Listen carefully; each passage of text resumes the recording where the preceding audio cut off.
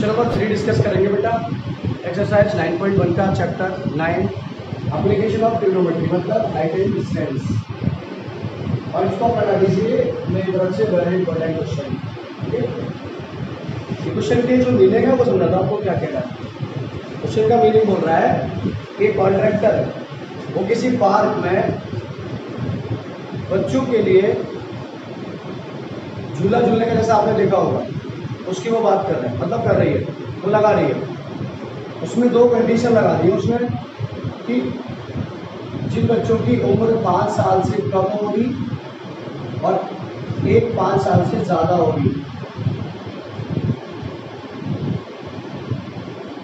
5 year below और 5 year above, दो condition है। ठीक है, उसमें जो स्टीप बनाए, मान लीजिए बच्चों ये ग्राउंड है, इसके सारे उसने क्या किया है, लेडी कॉन्ट्रैक्टर ने बच्चों के खेलने के लिए बनाया है। एक उसने बनाई है 1.5 मीटर हाइट पे, मान लीजिए बेटा मैंने ए बी, ये 1.5 मीटर कह दिया, और इसकी जो टॉप है वहां से एंगल का जो इंक्लिनेशन है वो 30 डिग्री बन रहा है। ये उसने बनाया 5 साल से कम के बच्चों के लिए, मतलब कम हाइट में, क्योंकि 5 साल से ज़्यादा उम्र के बच्चों को तो ऊंचे से जाके फिसल सकते नीचे की तरफ, यहाँ से बच्चे आएंगे और फिसलते हुए इस स्टीप पे आ जाएंगे इधर। ग्राउंड के साथ एंगल ऑफ एलिवेशन मतलब इंक्लिनेशन बोल रहा है वो 30 डिग्री, लेकिन क्वेश्चन में दिया उसने एंगल ऑफ एलिवेशन, अब समझ लीजिए इंक्लिनेशन दिया है, ग्राउंड के साथ दिया है तो वो एंगल ऑफ एलिवेशन होगा। ये तो एक केस हो गया। दूसरा केस हो रहा है 5 साल से ज्यादा उम्र के बच्चों के लिए उसने 3 मीटर हाइट से स्टीप को बनाया। जो स्लाइड है, जैसे लाइक स्लाइड है बच्चों, यहाँ बच्चे फिसलते हुए इस पे आते हैं, 1.5 मीटर हो गया, तो मैं कह सकता हूँ यहाँ से लेके यहाँ तक ये जो एडी है वो पूरा 3 हो गया, 1.5 ये हो गया, 1.5 ये हो गया, ये पूरा हमने बोल दिया 3। अब 5 साल से ज़्यादा उम्र के बच्चों के लिए 60 डिग्री के इंक्लिनेशन के साथ ये कंडीशन बन जाएगी। अब वो कह रहा है हमसे दोनों केस में, चाहे लेंथ पूछ रहा है, मैं क्वेश्चन की थ्योरी पढ़ ले रहा हूँ। Contractor plans to install 2 slides for the children to play in a park. For the children below the age of 5 years, she prefers to have a slide whose top is at height of 1.5 meter and is inclined at an angle of 30 degree. दूसरा कह रहा है, whereas for elder children, she wants to have a street slide at a height of 3 meter and inclined at an angle of 60 degree to the ground. What should be the length of the slide in each case? बच्चों यहाँ पे वो इसकी length मांग रहा है हमसे और इसकी लेंथ मांग रहा है। अब देखिए हमने क्या किया इसमें, बहुत सरल है। 5 साल से कम उम्र के बच्चों के लिए जो स्लाइड है ना वो BC है, 1.5 मीटर हाइट के टॉप से, और 5 साल से ज़्यादा उम्र के बच्चों के लिए जो स्लाइड है वो उसको DE बोल दीजिए, DE बोल दीजिए, DE है। अब कह रहा है इसको निकालना है और इसको निकालना है। इसका इंक्लिनेशन 30 डिग्री है, इसका इंक्लिनेशन 60 डिग्री है। डायग्राम मैंने यहाँ बना दिया, इस डायग्राम को एक्चुअली यहाँ बनाना होता है, ये मैंने रफली बनाया है, लेकिन इसी से काम चला लेते हैं फेयर के लिए।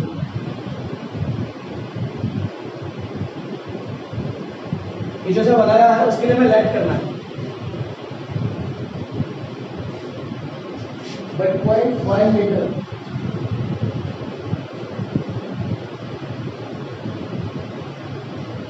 बच्चे यहाँ पे लिखेंगे that BC with a slide for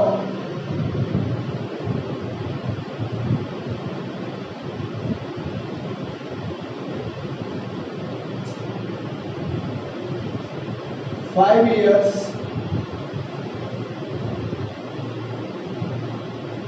below children ये जो BC स्लाइड है वो 5 इयर्स बिलो चिल्ड्रन के लिए होगी।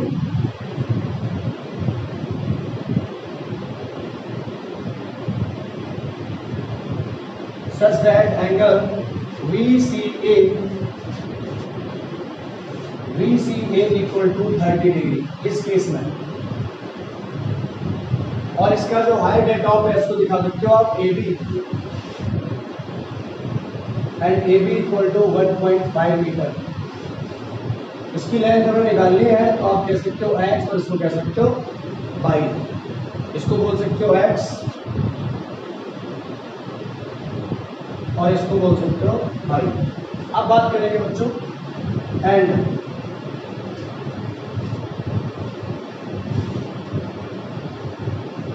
From and late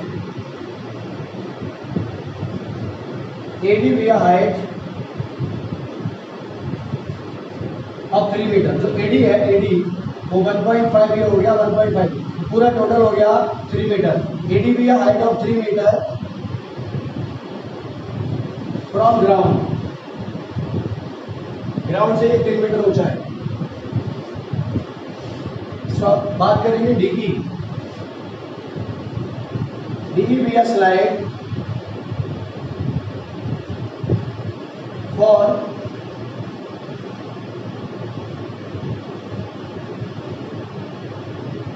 elder children such that angle DEA equal to 60 degree. DEA ये जो वैल्यू है वो 60 डिग्री है इंक्लिनेशन ग्राउंड के साथ। DEA equal to 60 degree.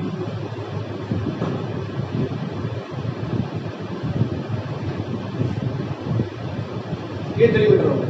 अब बच्चों में इसकी लेंथ निकालनी थी पहले स्लाइड की और दूसरी स्लाइड की। ऐड कर लेते हैं इसको। Length of slide BC equal to x metre and length of slide DE equal to y metre.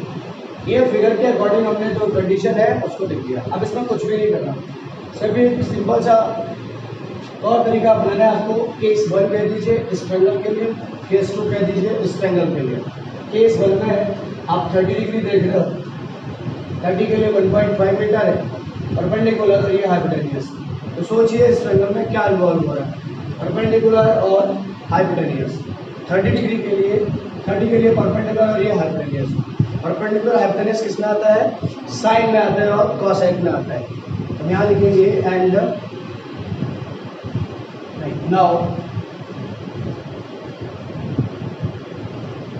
एक राइट एंगल ट्रायंगल VAC देखिए VAC ये 30 है, इसके सामने परपेंडिकुलर है और ये हाइपोटेन्यूस है। तो P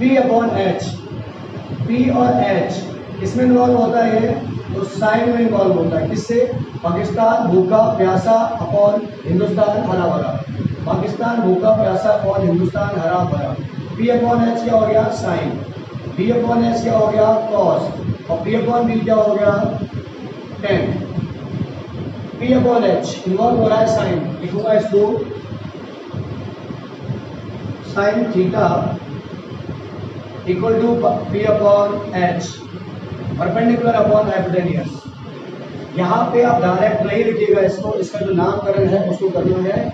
इसको बोलिएगा AB और हाइपोटेन्यूस क्या है BC। अब इसकी वैल्यू पुट करिए, ये हो गया साइन 30 ये 1.5 अपॉन x। साइन 30 का वैल्यू आपको पता होना चाहिए, बोलता है 1/2 ये 1.5 अपॉन x क्रॉस किया तो x आ जाएगा हमारा 3। 2 का 1.5 से मल्टीप्लाई करेंगे तो 3 आएगा। मतलब बोल सकते हैं कि आपने जो पहली पहली स्लाइड की लेंथ है वो 3 मीटर है। अब केस 2 की बात करूंगा इस right angle triangle angle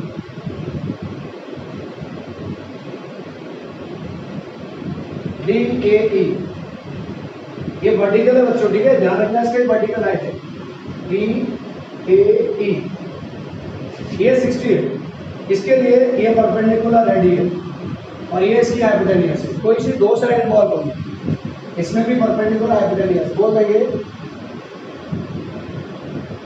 sine theta equal to perpendicular upon hypotenuse equal to 60 के लिए परपेंडिकुलर डी ए है और हाइपो इसका डी की है,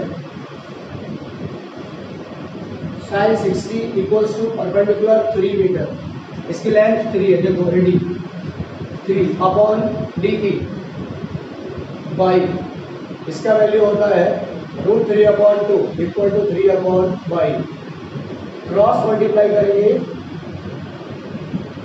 और ये हो जाएगा आपका 3 × 2 मतलब √3y इक्वल टू 3 को लिख सकते हैं √3 × √3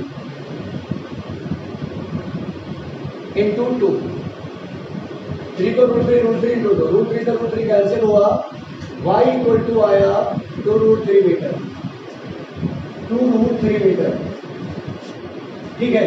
तो यहाँ पे इसकी जो लेंथ है वो 3 मीटर है और इसकी लेंथ आ रही है 2√3 मीटर। अब इसके बाद सिर्फ एक बात लिख दी आपको, 10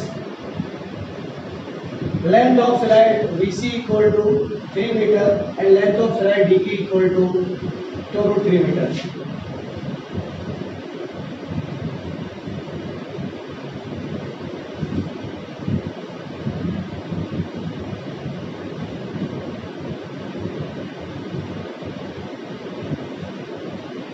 ये हो गया हमारा आंसर। अब एक छोटी सी बात और समझिए, यहाँ पे दो ट्रायंगल बन रहे हैं, इन दोनों ट्रायंगल को कहीं कहीं पर किसी बुक में एक ट्रायंगल अलग और दूसरा ट्रायंगल अलग बना करके भी किया जा सकता है। जस्ट लाइक एक ट्रायंगल हमने यहाँ बना दिया और फिर दूसरा ट्रायंगल हमने ऐसा ही बना दिया इस टाइप से। ये शो कर रहा है, ये कम हाइट से, ये ज़्यादा हाइट से, हमने यहाँ क्या किया, एक ही फिगर में कर दिया।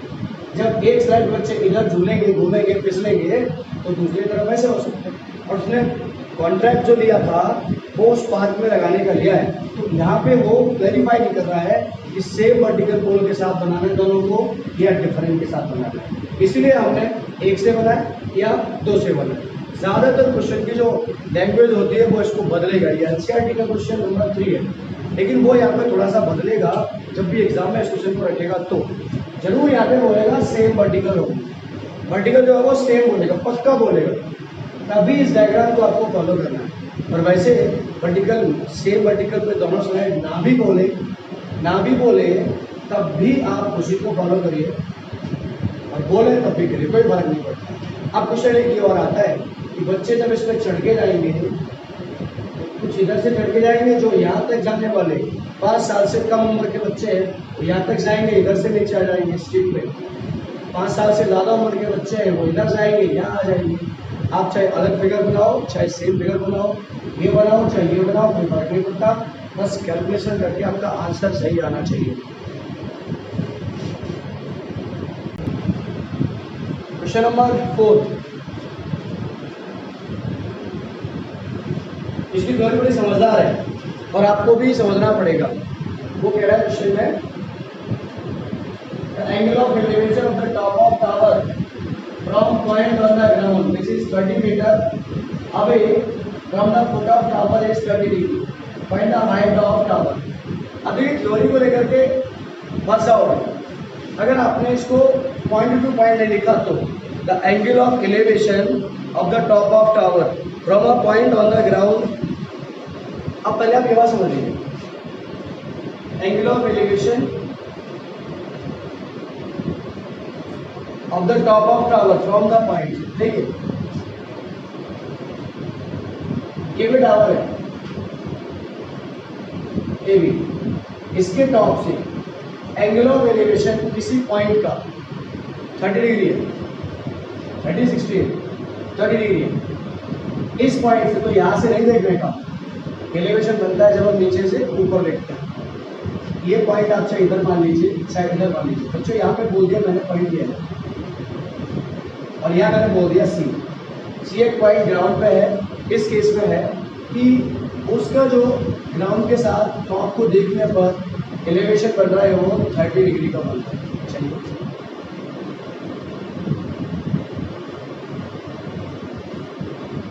अब कहानी कुछ और भी कह रहा है वो 30 डिग्री का बन रहा है, बना दिया। देखो angle of elevation of the top of tower from the point on the ground which is 30 metre away from the foot of tower is 30 degree. ये जो पॉइंट है यहाँ से इसके टॉप का एलिवेशन 30 डिग्री है और ये पॉइंट इस टावर के बॉटम से कितना दूर है, 30 मीटर दूर है। ये जो पॉइंट सी है इस टावर के फुट से 30 मीटर दूर है, तब एंगल ऑफ एलिवेशन इसके टॉप का 30 डिग्री बनता है। फाइंड द हाइट ऑफ पोल या हाइट ऑफ टावर, जो भी यहाँ का टावर की बात कर रहे हैं तो हम हाइट इसकी निकालें। अब आप समझिए यहाँ पे मैं क्या करूँगा, सबसे पहले मैंने पूछा था ए बी एक पोल है या ए बी एक टावर है, एट ए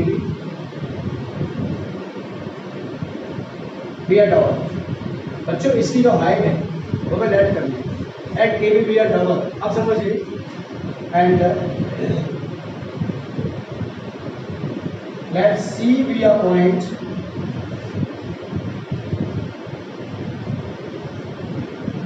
ऑन ग्राउंड। ये पॉइंट ग्राउंड पर है सच दैट ये ग्राउंड पर क्या क्या कर रहा है, such that angle B C A and A C equal to 30 metre. हमसे पूछा उसने हाइट ऑफ टावर, अब क्या करेंगे, लैट करेंगे।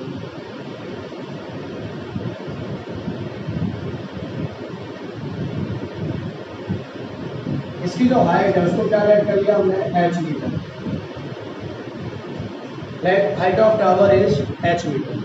अब समझिए इस ट्रायंगल में देखो कोण जो भी होता है, टावर जो भी होता है वो वर्टिकल होता है और वर्टिकल होगा तो एरिया एंगल कितना होगा, 90 डिग्री का होगा। इसका मतलब हुआ इसमें कि 30 इन्वॉल्व हो रहा है, इसके सामने की जो हाइट है वो इन्वॉल्व हो रही है, कि वो निकालनी है। एक निकालना होता है और एक दिया होता है, ये निकालनी है और ये गिवन है। तो हेड एक्चुअली इसके सामने ये परपेंडिकुलर है और ये इसका बेस है, तो परपेंडिकुलर और बेस इस क्वेश्चन में इन्वॉल्व हो रहा है। परपेंडिकुलर और बेस के लिए आप यूज करेंगे या तो tan या cot। अब इसके बाद क्या करना, लिखना लाओ इन राइट एंगल ट्रायंगल VAC। ध्यान से समझिए VAC मैंने कहा ना इसके सामने परपेंडिकुलर है और ये बेस है। बच्चों P और P अपॉन V आपको पता है ये क्या होता है, tan होता है। पाकिस्तान भूखा प्यासा अपॉन हिंदुस्तान हरा भरा, साइन कॉस tan। मैं लिखूंगा tan theta equals to P upon V equals to P क्या है इसका AB और V क्या है इसका base AC। tan 30 equal to AB कितना है H और AC कितना है 30। अभी भी tan 30 का वैल्यू याद होना चाहिए 1/√3, ये H/30 होता है। Cross multiply H equals to 30/√3 on rationalising 30√3 upon 3 is cancel, H equals to 10 metre.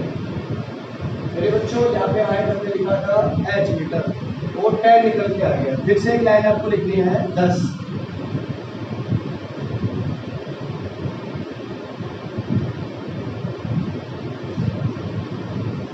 Height of tower is 10√3, 3 से कटेगा ये √3,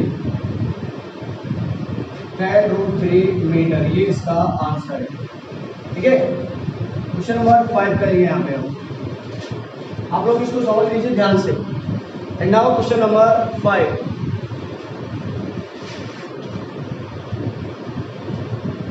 question number 5, a kite is flying at a height of 60 meter above the ground.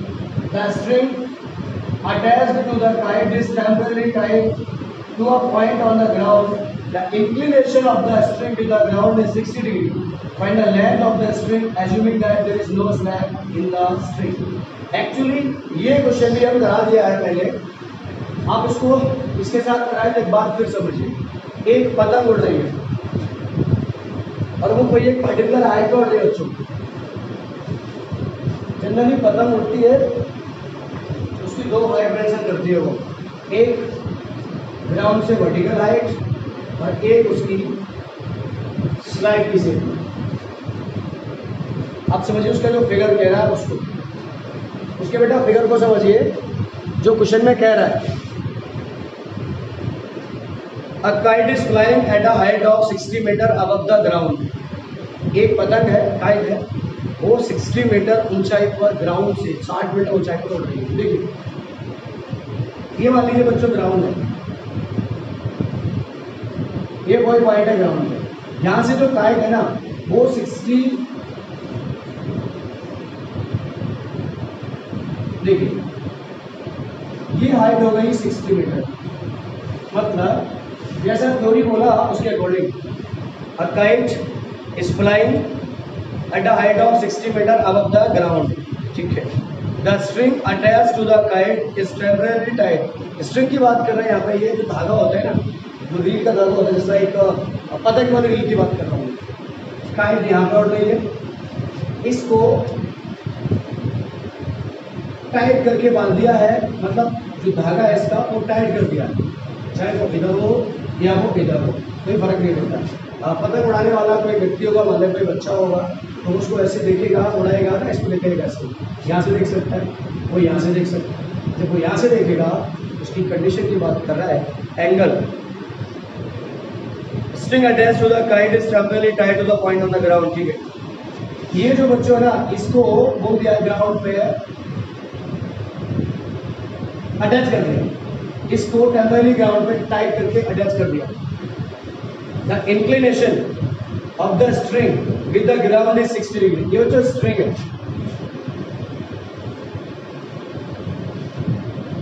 इसका जो inclination है वो inclination 60 degree है, 60 degree.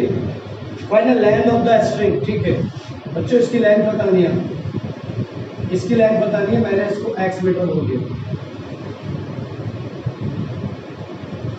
ये x metre length बतानी है।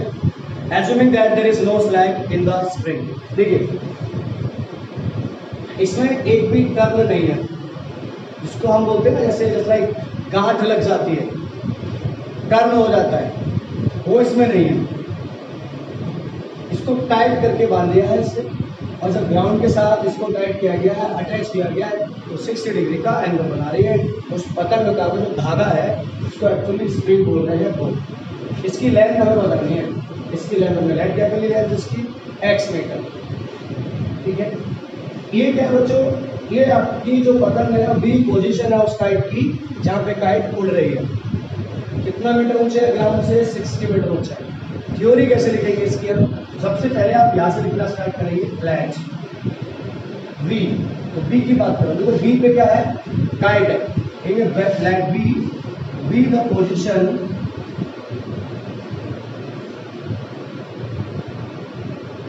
Of kite.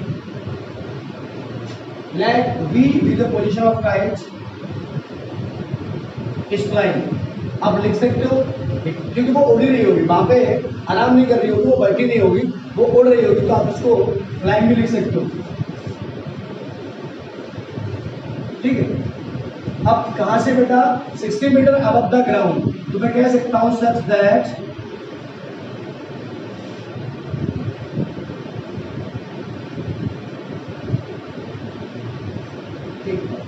let v be the position of kite is flying,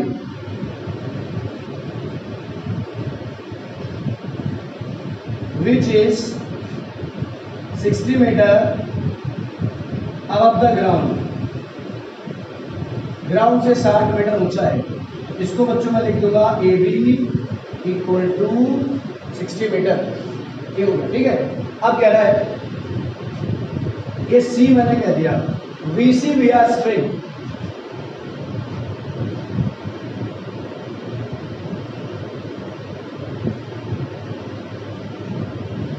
string of kite, इसको बच्चों ग्राउंड से बांधा है तो 60 डिग्री बना रही है। Let BC be the string of kite such that angle VCA equal to 60 degree. इसकी हमें लेंथ निकालनी, वो भी लेट कर दो।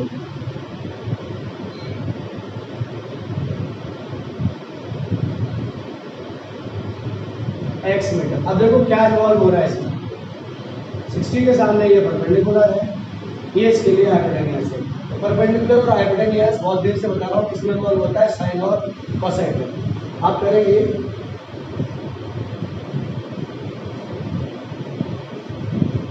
इन right angle triangle VAC sine theta equal to perpendicular hypotenuse, इसके लिए ये BA हो गया और हाइपो इसका BC हो गया। Sine 60 equal to 60 upon BC x, इसका value √3/2 equal to 60 upon x cross √3x equal to 120, x equal to 120 upon √3। ठीक है माना रेशनलाइज,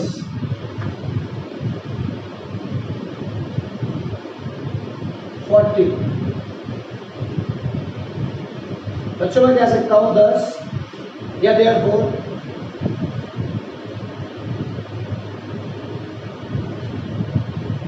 इट्स 40√3 मीटर। और ये हमारा आंसर 2 लाइन आपको कर देंगे। अब देखो एक इसकी जो पोजीशन है तो थ्योरी लिखी है वाली, यहाँ पे हम और ज्यादा इंप्रूव कर सकते हैं।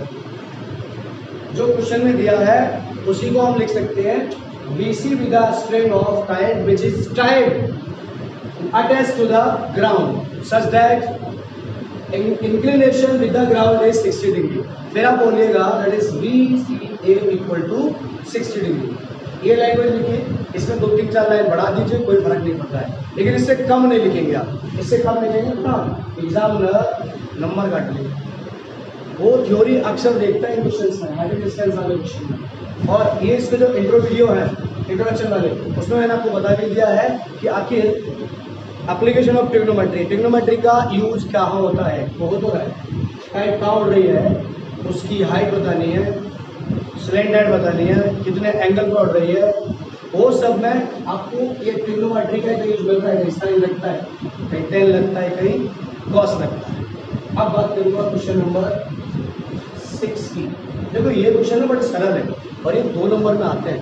अब जो क्वेश्चन आएगा वो 3 नंबर की तरफ बढ़ेगा। जिस किसी क्वेश्चन में भी 1.2 tall metre, 1.2 metre tall, 1.4 metre, 1.6 metre दिया, समझिए ये एकदम सिंपल क्वेश्चन है। इनको बोल सकते हैं हम साधारण। थोड़े से स्टैंडर्ड की मैं बात करूँगा कैसे।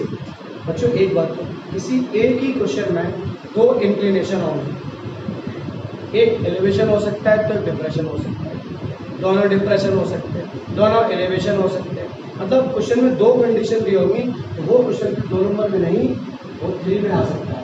ठीक है, और 4 नंबर के लिए वो एकदम और स्टैंडर्ड होगा जो साइड बुक्स में दिए गए, और एनसीईआरटी में भी बताऊंगा मैं आपको कि वो 4 में आ सकता है।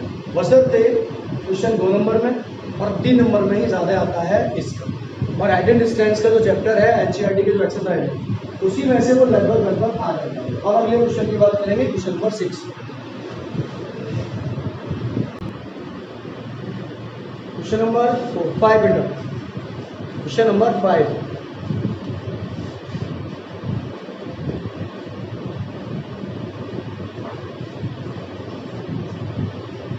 ये मच इम्पोर्टेंट कर लीजिए इसको, जो कह लीजिए इस पर ध्यान भी दीजिए आप। मैंने आपसे कहा इस तरह के जो भी क्वेश्चन होंगे जिनमें लिखा होगा 1.2 मीटर टॉल, 1.5 मीटर टॉल, मेरे बच्चों ये क्वेश्चन थोड़े से सिंबल वालों से डिफरेंट होते हैं और इनको कह सकते हैं ये स्टैंडर्ड भी है, लेकिन बहुत ज़्यादा स्टैंडर्ड नहीं है, थोड़े से स्टैंडर्ड है। यहाँ बोल रहा है उस क्वेश्चन को मैं पढ़ता हूँ। 1.5 metre tall boy is standing at some distance from 30 metre, नहीं ऊपर वाला है, अच्छा 5वां करा दिया, तो ये क्वेश्चन नंबर 6 होगा। डाला 5 है, पर 6 round. 1.5 metre tall boy is standing at some distance from 30 metre tall building. The angle of elevation from his eyes to the top of building increases from 30 degree to 60 degree as he walks towards the building. Find the distance he walked towards the building. अब देखिए question में क्या है। A 1.5 meter tall boy is standing at some distance from a 30 meter tall building. बच्चों ध्यान दीजिए, एक बच्चा है, ये कोई बिल्डिंग है और वर्टिकल बिल्डिंग होती है बच्चों।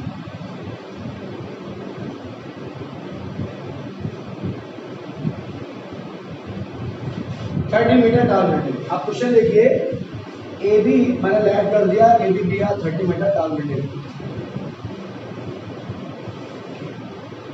1.5 metre tall boy is standing at a some distance. एक 1.5 metre tall boy,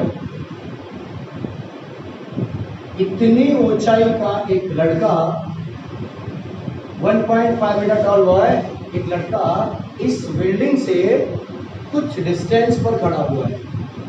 standing at some distance from 30 metre tall boy. आपका मन, आपकी मर्जी, आपका दिल, आपका दिमाग, यहाँ से आप इधर यहाँ बच्चे को बड़ा कर दीजिए या यहाँ खड़ा कर दीजिए, जहाँ मर्जी करिए, इधर करिए या इधर करिए। मैं जानता हूँ आप इधर ही करेंगे। एक लड़का यहाँ खड़ा हुआ है और समझने वाली बात है, वो जब यहाँ खड़ा होगा तो ग्राउंड भी तो खड़ा होगा, और बिल्डिंग खड़ी होगी तो वो भी कहाँ खड़ी होगी, ग्राउंड पे खड़ी होगी। ये थोड़ा समझने वाली बात है। ये भी ग्राउंड पर है और ये भी ग्राउंड पर। तो यहाँ पे बच्चों, मेरे बच्चों, मैंने कह दिया सीढ़ी, एक लड़का है जिसकी हाइट है 1.5 मीटर, ग्राउंड पे खड़ा है, और ये जो लड़का खड़ा है वो इस बिल्डिंग से कुछ डिस्टेंस पर खड़ा है। ये मैंने कुछ डिस्टेंस बोल दिया, at some distance from 30 metre tall building. चलिए 1.5, इसकी आंखें यहाँ पर होगी, एलिवेशन भी बनाएगा ना ये, इसकी आंखें यहाँ पर होगी तो टॉप को देखेगा, पक्की बात है। अगला स्टेप पढ़ता हूँ। The angle of elevation from his eyes to the top of building increases from 30 degree to 60 degree as he walks towards the building। मतलब बच्चों अभी वो यहाँ खड़ा है, इस बच्चे की आंखों का जो एलिवेशन है वो अभी देखो ये इधर बनेगा, और जब इधर बनेगा तो समझ लीजिए हॉरिजॉन्टल के साथ बन रहा है ना। हम ऐसे खड़े हैं तो ये हॉरिजॉन्टल हो गया, हमने ऐसे देखा तो फिर वो यहाँ से जो इधर जा रही है तो हॉरिजॉन्टल और ये वाली के साथ में एंगल बनेगा एलिवेशन। ये बन गया कितना डिग्री, 30 डिग्री। और कह रहा है as he walks towards the building, जैसे ये लड़का बिल्डिंग की तरफ जाता है, towards the building, not away from the building. Question में आता है ऐसे कह सकता है, एक लड़का यहाँ खड़ा हुआ है तो 60 डिग्री है, और वो अवे फ्रॉम बिल्डिंग होता है तो 30 डिग्री हो जाता है, तो वो दूर जा रहा है। टुवर्ड्स द बिल्डिंग मतलब बिल्डिंग की तरफ जा रहा है। ये अभी यहाँ खड़ा हुआ है, 30 डिग्री है। अब जैसे ही बिल्डिंग की तरफ जाता है तो इसकी आंखों का elevation increases from 30 to 60 degree. बच्चों ये बी से हमारे लड़का यहाँ खड़ा था, वो बेचारा इधर आ गया, इधर आ गया, और यहाँ पे उसका एलिवेशन 60 डिग्री बन गया। और लड़का है तो यहाँ आंखें लेके तो सिर्फ नहीं आएगा, अपने लेग्स यहाँ छोड़ के आएगा, ऐसा तो नहीं हो सकता। तो पूरा लड़का चल के आएगा ना, चलेगा पैरों से, तो वो आगे इधर बढ़ के जा रहा है तो इधर आ गया। अब इसको कोई नाम दे दीजिए,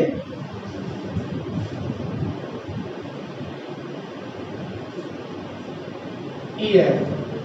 अब उस बच्चे की जो पोजीशन है वो ई है, 30 से 60 डिग्री। अब क्या बोल रहा है, find the distance he walked towards the building. Find the distance he walked towards the building. अब वो यहाँ से लेके यहाँ तक कितना चला, एक केस तो ये हो गया, और एक केस क्या हो जाएगा बच्चों इसमें, यहाँ से लेके यहाँ तक चल रहा है, अभी चला नहीं है, वो यहाँ खड़ा हुआ है, वो यहाँ पे खड़ा हुआ है। यहाँ से जब इधर जाएगा तो मैं यहाँ डाल दे रहा हूँ, यहाँ डाल दे रहा हूँ जी। अब सोचिए वो बिल्डिंग की तरफ कितना चला। Find the distance he walked towards the building.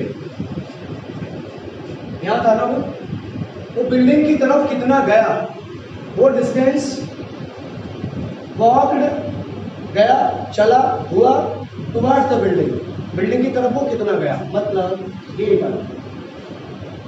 अब एक और ये भी कह सकता है वो, अब यहाँ जो खड़ा है ना उससे बिल्डिंग कितनी दूर होगी, कितना दूर और चल सकता है, ये केस भी पूछ सकता है। ये 30 मीटर है।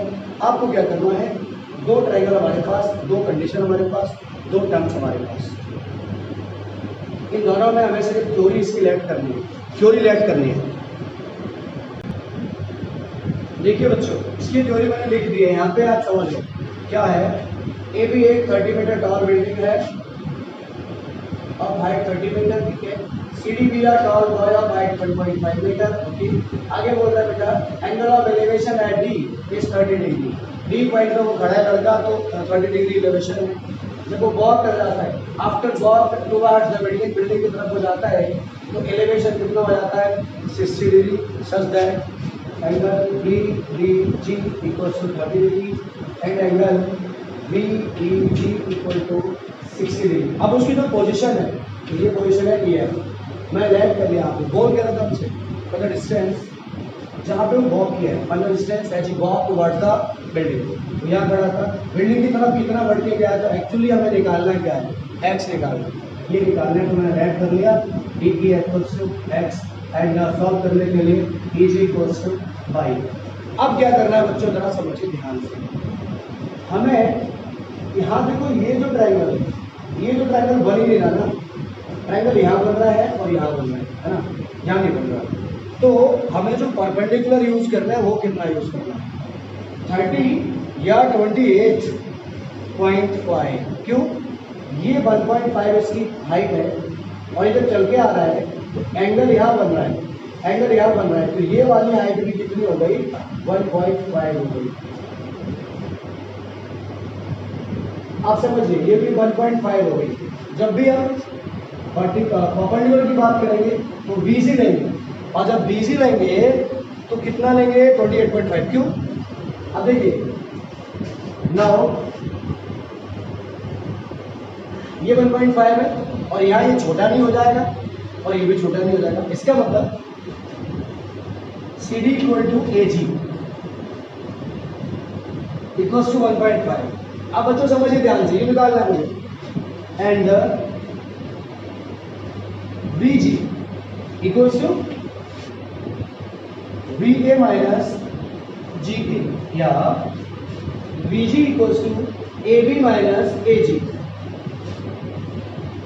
VG equal to AB which is 30 minus 1.5, कितना हुआ, 28.5। ये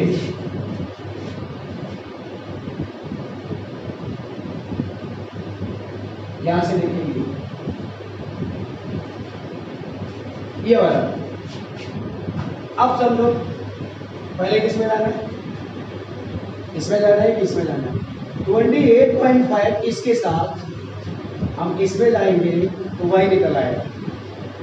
फिर 28.5 परपेंडिकुलर के साथ हम पूरे ट्रायंगल में जाएंगे तो y हमारे पास होगा, x निकल आएगा और वही हमारा आंसर होगा। अब देखिए बड़ा आराम से, बहुत प्यार से,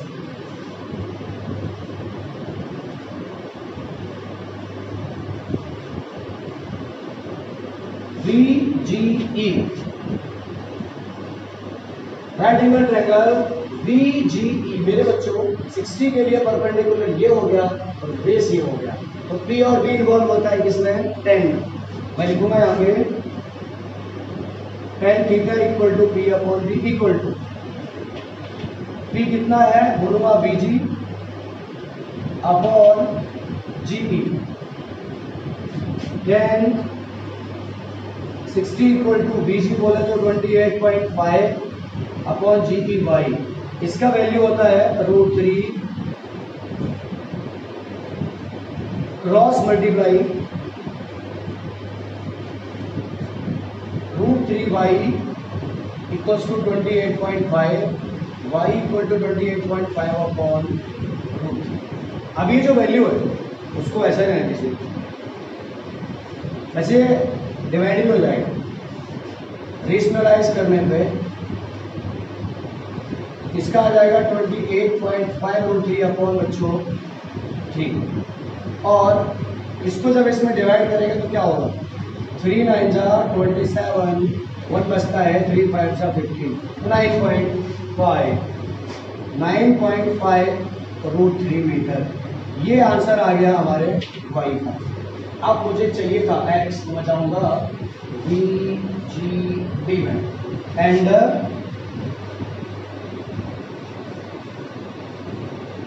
इन right triangle B G D,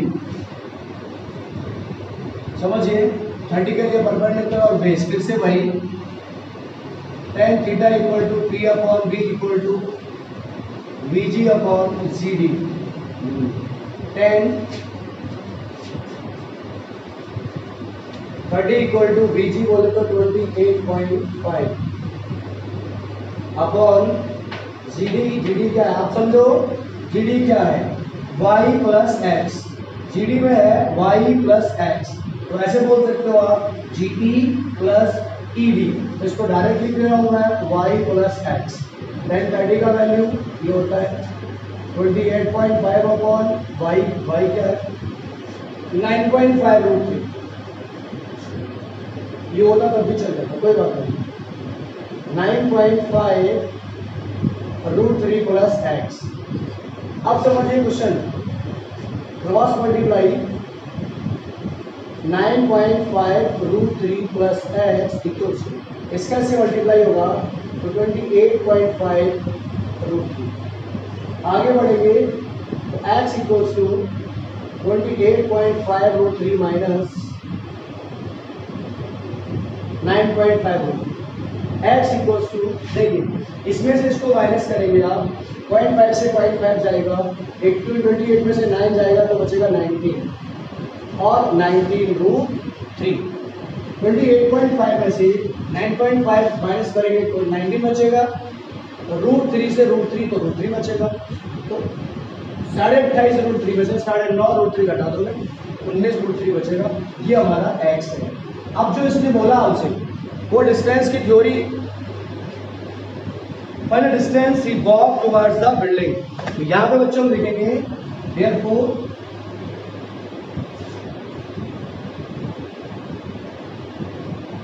distance of boy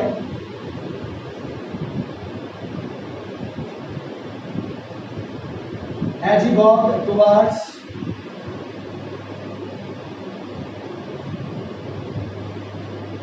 the building is 90 root 3 metre. ये हमारा आंसर, और ये लिखना बहुत बहुत जरूरी है, इंपॉर्टेंट है, कैलकुलेशन है, 1.5 है, इसमें 1.2 भी दे दिया होगा, पॉइंट वाला क्वेश्चन जो भी होगा वो एकदम बहुत बहुत इंपॉर्टेंट होगा, करना आपको ऐसे पड़ेगा।